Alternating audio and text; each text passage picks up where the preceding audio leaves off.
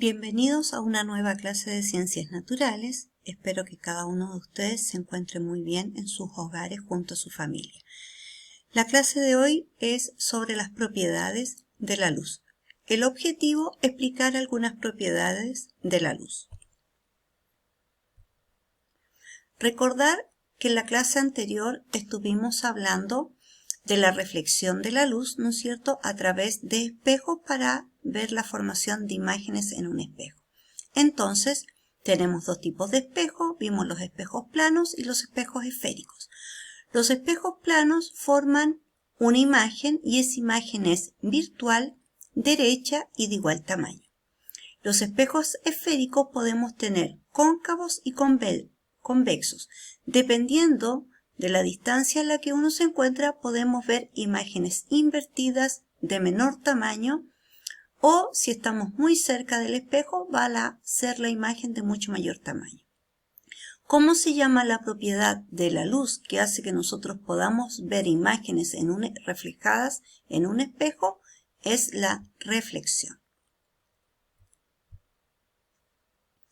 Ahora vamos a estudiar otra propiedad que se llama refracción de la luz.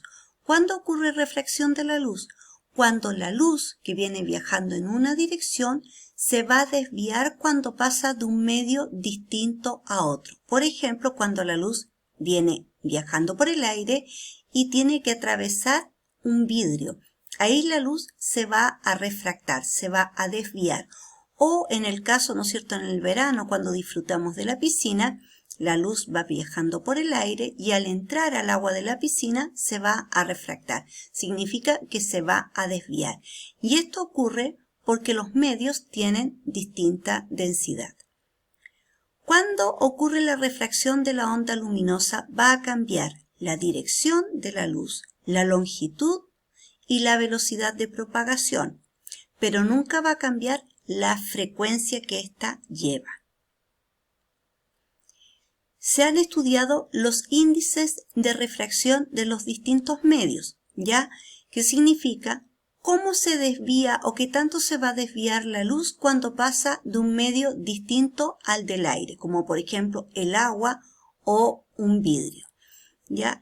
El índice de refracción se llama N y ¿cómo la vamos a calcular? La velocidad que trae la luz en el vacío, que es 300.000 kilómetros segundos o 300 millones de metros por segundo, que es la letra C. En cambio, la B va a representar la velocidad de la luz en un medio distinto al aire o al vacío. Por ejemplo, el aire tiene un índice de refracción de 1,0 y una velocidad de 3 por 10 elevado a 8. Significa que yo agrego 8 ceros. Estamos hablando de 300 millones de metros por segundo. En cambio, en el agua, el índice de refracción aumentó a 1,33, pero su velocidad disminuyó a 2,25 por 10 elevado a 8. En el aceite, por ejemplo, la refracción sigue aumentando a 1,5 a 1,50 y la velocidad sigue disminuyendo. En el vidrio, dependiendo del grosor del vidrio, puede ser de 1,45 hasta 1,70 y su velocidad, dependiendo del grosor, va a ser de 2 o de 1,8 por 10 elevado a 8. Y ahí está el ejemplo del diamante. Entonces, si ustedes se fijan, a medida que aumenta el índice de refracción, disminuye la velocidad de la luz. ¿Qué fenómenos se pueden causar por efecto de la refracción de la luz? Las llamamos ilusiones ópticas. Por ejemplo, la más simple es cuando yo en un vaso con agua transparente sumerjo un lápiz y yo al mirarlo voy a pensar que el lápiz está partido. ¿Por qué lo veo partido? Porque acá abajo se me desvió la luz.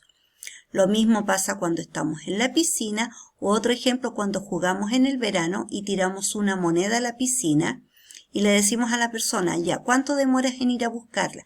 La persona mira desde afuera y dice, ya, la moneda quedó acá. Pero resulta que como se desvió la luz, se ve como que estuviera acá, pero la moneda está un poco antes, ¿ya? Otra ilusión óptica son los espejismos. Por ejemplo, si miramos hacia el mar y vemos una embarcación y hay alta temperatura, hace mucho calor ese día, se me va a hacer como que el barco estuviera invertido, pero eso lo vería sobre el barco. Se genera una ilusión ascendente, ya como que el barco estuviera arriba pero invertido. Otra de las ilusiones cuando vamos en la carretera es imaginarnos, ¿no es cierto?, cuando hay mucho calor, que la carretera está mojada. O en el desierto, imaginarnos, ¿no es cierto?, que a lo lejos estamos viendo una fuente de agua para poder ir a beber, pero solamente es un espejismo, es una ilusión óptica. Y acá, ¿no es cierto?, cuando miramos también hacia el horizonte, hay otro terreno. Vemos que hay un edificio, pero pensamos que arriba del edificio hay otro más. Significa que por efecto del calor estamos desviando el rayo luminoso y pensamos que hay otra imagen arriba. Otro fenómeno es la descomposición de la luz blanca. Es cuando, ¿no es cierto?, llueve y se forma el arco iris cuando se despeja y viene un rayo luminoso. Significa que estas gotitas de agua van a actuar como prisma y al pasar el rayo luminoso por esta gota de agua se va a descomponer. Significa que se va a abrir la luz blanca como un abanico de colores. Son los colores del arco iris. Si nosotros miramos este arco iris, no miremos el prisma, miremos el arco iris, tenemos un violeta, un verdoso, un amarillo, un anaranjado, un rojo y un tono más oscuro hacia la orilla, ¿ya? Eso significa que la luz se descompone cuando pasa por una gota de agua que funciona como prisma o cuando la hacemos pasar por un prisma. Absorción de la luz. Gracias a que algunos artículos absorben luz, nosotros podemos ver el color reflejado. ¿Qué significa esto? El blanco se ve blanco porque se reflejaron todos los colores y al reflejarse todos los colores nosotros vemos blanco. Caso contrario, si esta tela absorbe todos los colores, se va a ver negro porque al mezclarse todos los colores formamos el negro. En este caso, yo veo la polera verde. Se ve verde porque refleja el color verde, pero absorbió el naranjo, el amarillo, el violeta, el rojo y solamente refleja verde. Si mi polera es azul, significa que absorbió el verde, el amarillo, el anaranjado, el rojo y me está reflejando el azul. O sea, absorbe los otros y refleja el que no se absorbe. Y por eso nosotros podemos ver en colores. Esta propiedad se llama absorción. Los que se absorben no se ven, solo vemos el color que se reflejó, el que no se pudo absorber. Difracción de la luz. La difracción es cuando también, ¿no es cierto?, este rayo luminoso pasa por espacios muy pequeños o por alguna perforación de la pared, ¿no es cierto?, y se va a difractar, se va a abrir como abanico. Entonces, si es una sola perforación, se difracta como abanico. Si tenemos dos perforaciones, es como que estamos haciendo dos focos luminosos. Aquí pasó la luz de la vela, que era un foco luminoso, y se difractó armando estas ondas. Pero cuando yo la hago pasar por otra pared con dos perforaciones, vamos a tener superposiciones de luces. Y después vamos a estudiar más adelante que se forman lugares con luminosidad y lugares oscuros, o sea, luz y sombra. Cuando nuestra puerta del dormitorio queda entreabierta y nosotros estamos en el comedor, va a entrar luz, pero se va a difractar de esa manera y solamente aquí yo voy a ver un poco más iluminado, pero para los lados voy a seguir viendo mi pieza oscura. Eso se llama difracción de la luz. Interferencia. Esta interferencia es cuando la luz se difracta, pero cuando va más de un foco luminoso. Cuando tenemos solamente un foco, es difracción. Cuando tenemos dos focos, es interferencia. ¿Ya? Entonces aquí en este ejemplo, ingresa la luz por este espacio, se difracta, pero ya esta luz difractada, al pasar por dos perforaciones distintas, vamos a hablar de interferencia. Y la interferencia me va a generar zonas luminosas y zonas oscuras. Donde está iluminado hablamos de interferencia constructiva. En donde está oscuro hablamos de interferencia destructiva. Y lo mismo pasa ya con los colores. Vamos a ver colores, eso es interferencia constructiva, y en donde queda negro, interferencia destructiva. Por lo tanto, este científico, Thomas Young, descubrió que si yo junto luz más luz, voy a generar una sombra. Y a esos él le llamó interferencias constructivas e interferencias destructivas. Está el ejemplo de la vela, ¿no es cierto?, que primero pasa por un foco luminoso, entonces la luz solamente se difracta. Pero al pasar por dos focos, la luz va a generar interferencia, y esta interferencia va a hacer que yo vea sombras y vea luz. Sombra y luz. Aquí está, en esta forma, viene un foco luminoso, difracción de la luz. Pasa por dos focos que van a generar luz y esto se va a llamar interferencia. ¿Por qué ocurre interferencia? Porque se van a superponer las ondas que vienen de ambos focos. Y eso me va a generar las sombras y los lugares con luz. Lo mismo con el ejemplo de una luz verde va a ser lo mismo, y la de luz blanca hace lo mismo.